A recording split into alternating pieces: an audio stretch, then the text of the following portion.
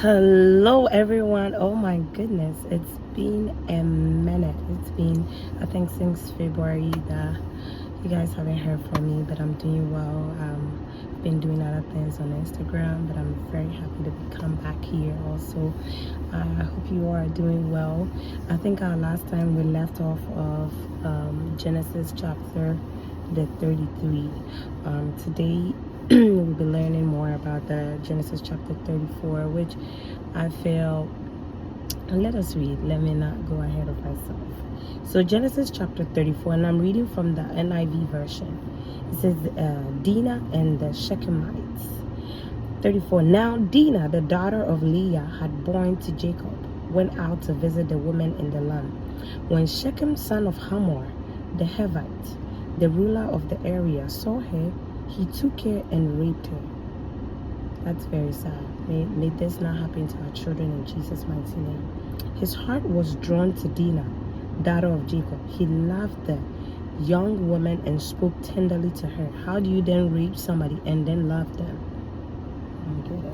And Shechem said to his father, "Get me this girl as my wife."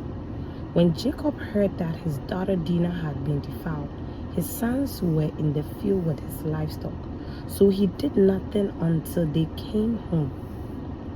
Then Shechem's father Hamor went out to talk with Jacob. Meanwhile, Jacob's sons had come in from the field. As soon as they heard what happened, they were shocked and furious.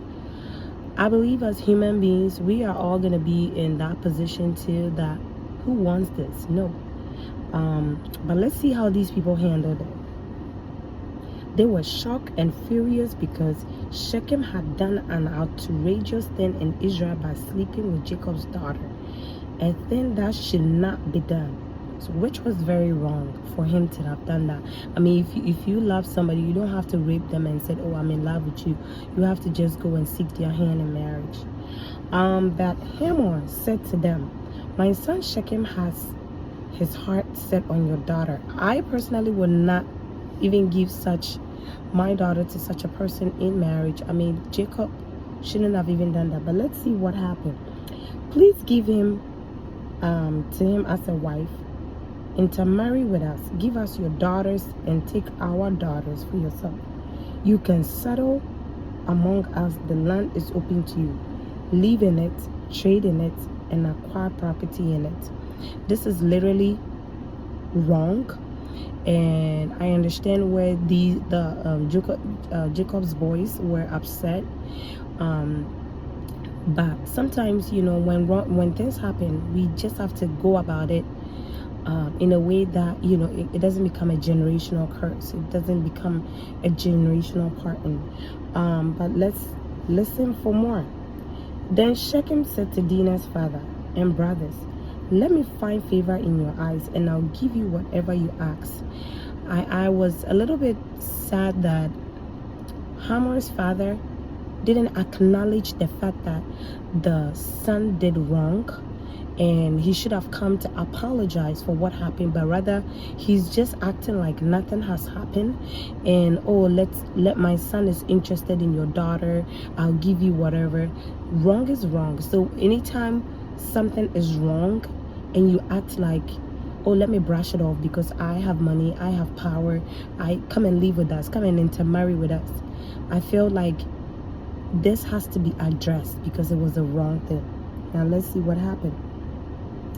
Because their sister Dinah had been defiled, Jacob's sons replied deceitfully as they spoke to Shechem and his father Hamor.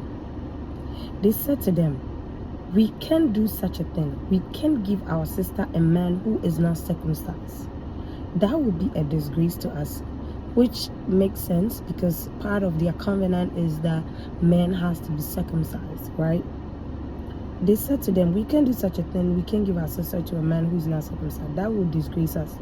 We will enter into an agreement with you on one condition only, that you become like us by circumcising all your males. Then we will give you our daughters and take your daughters for ourselves. We will settle among you and become one people with you. But if you will not agree to be circumcised, we will take our sister and go." Their proposal seemed good to Hamor. And this is what happened when we are not prayerful, when we don't acknowledge that something is wrong. God, lead me as I go to talk to this person so we can resolve these things amicably. But this man went ahead of himself, gave them promises that he cannot. It was going to cost him at the end. Okay, their proposal seemed good to Hamor and his son Shechem, because they are not discerning. The young man, who was the most honored of his family, father's family, lost no time in doing what they said, because he was delighted with Jacob's daughter. So Hamor and his son Shechem went to the gate of their city to speak to the men in their city. These men were friendly towards us. They said, let them live in our land and trade in it. The land has plenty of room for them. We can marry their daughter and they can marry ours. But the men will agree to live with us only on one condition, that our males will be circumcised as they themselves are. When their livestock, their properties, and other animals become ours, so let us agree so that their terms and they will settle among us. All the men who went out of the city gate agreed with Hamor and his son Shechem, and every male in the city was circumcised. 3 days later, so they agreed with these people, Jacob's boys, and got circumcised, right? 3 days later, when all the men were still in pain, 2 sons of Jacob, Simeon and Levi, Dinah's brother, took their sword and attacked the unsuspecting city, killing every male. Hey, this is where we as Christians, we need to be very discerning. When you hurt somebody, don't brush over it like, oh, this is something little, this wasn't a big deal, blah blah blah. Acknowledge that, hey, I messed up, I'm sorry. How do we move forward? And move forward. Don't brush it off. Now, this man, your son had raped somebody. You go in and it's like, oh, my son is interested in your daughter. We want you to come and live in our land, come and intermarry with us. Not knowing. See, he had opened that door for Satan, and Satan has already also gone ahead and had plans with these Jacob boys, 2 of the boys, Simeon and Levi. And they went up after they were circumcised. So guess what? 3 days later, they had been circumcised. And imagine being ordered to get circumcised. It's going to be even more painful, right? So they waited till these people were in pain. This is how the enemy is sometimes, that he will wait till you are weak and then he will launch an attack on you. He waited till these people, because I don't know whether they had like any kind of like anesthesia to numb them, but these people were in pain. He waited for that time and launched an attack on them. They put Hamor and Shechem and his son Shechem to the sword and took Dinah from Shechem's house and left.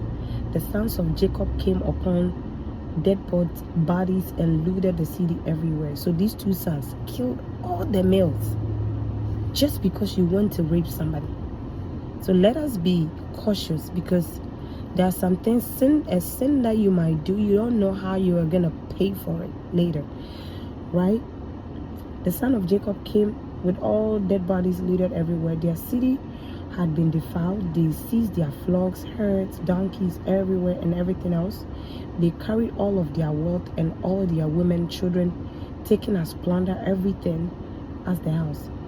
Then Jacob said to Simeon, so he was hurt. Jacob was hurt. And I believe this was one of the curse. Out of pain, Jacob cursed these children, and it followed them. It followed them. So this is let's listen. Then Jacob said to Simeon, you have brought trouble on me by making me obnoxious to the Canaanites and the Perizzites, the people living in this land. We are few in number, and if they join forces against me and attack me, I and my household will be destroyed.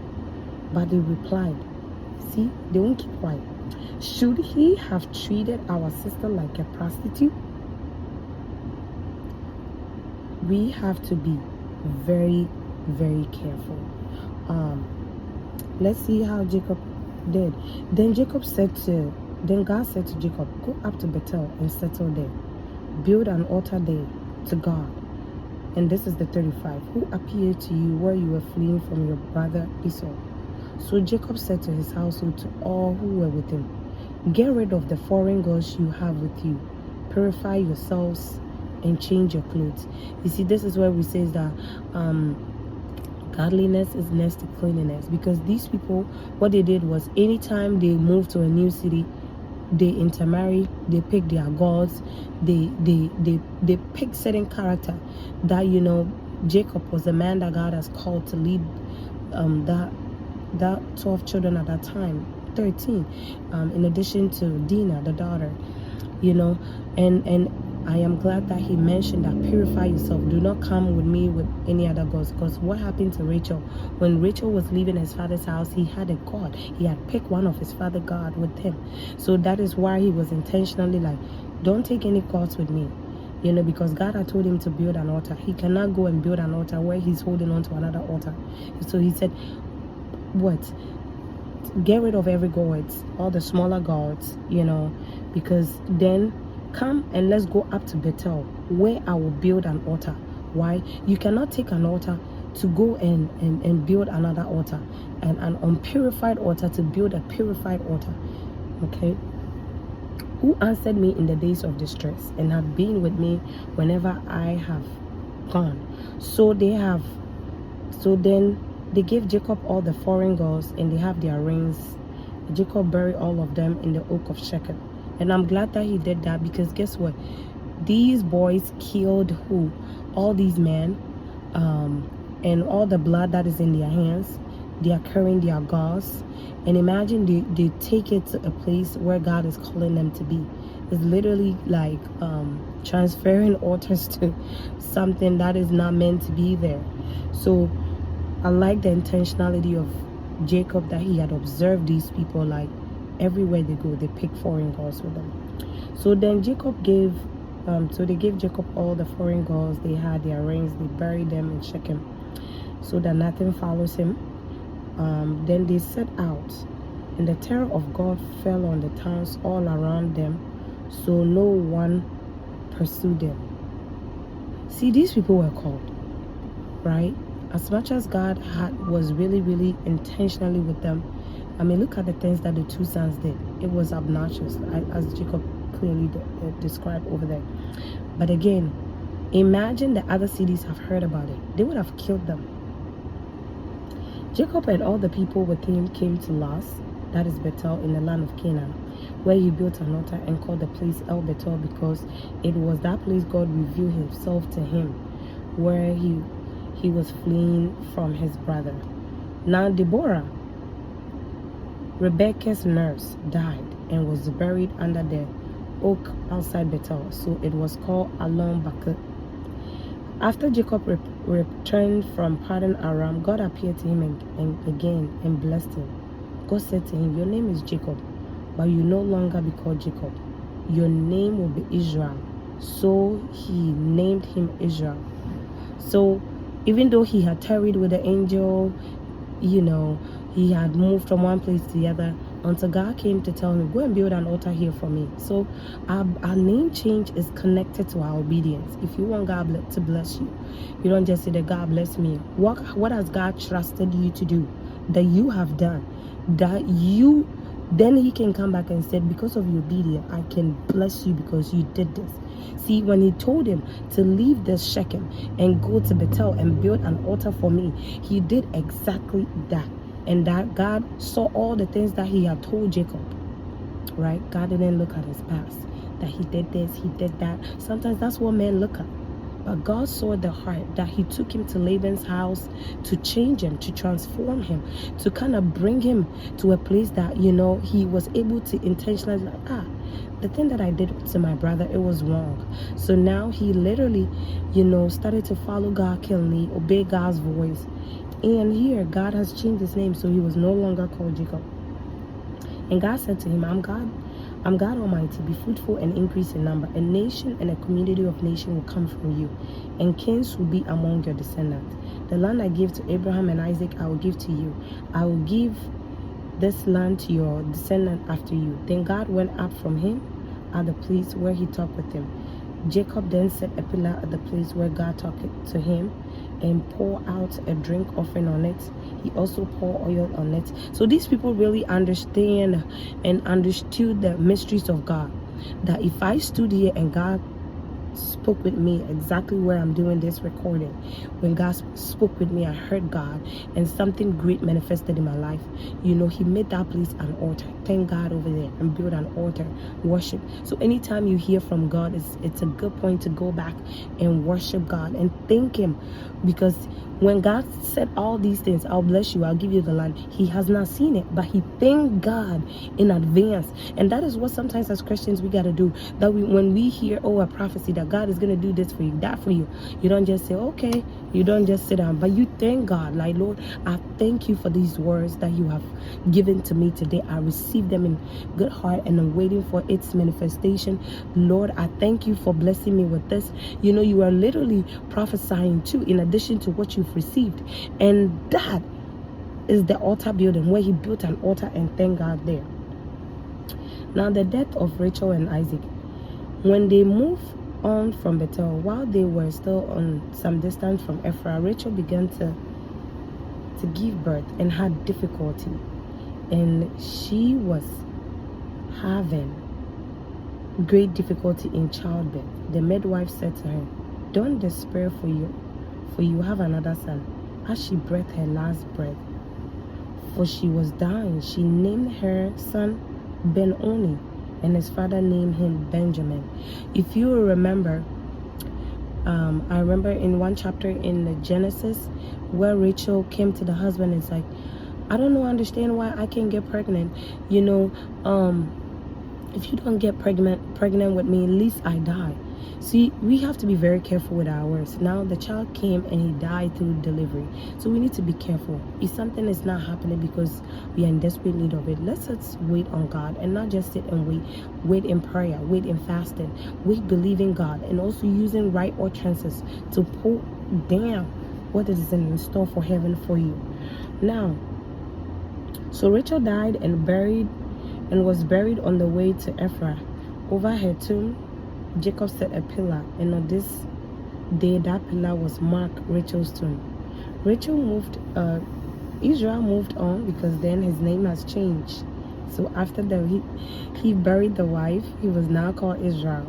Israel moved on again and pitched his tent beyond Migdal-Eder. While Israel was living in the region, Reuben went in and slept with his father's concubine, Bilhah, and Israel heard of it.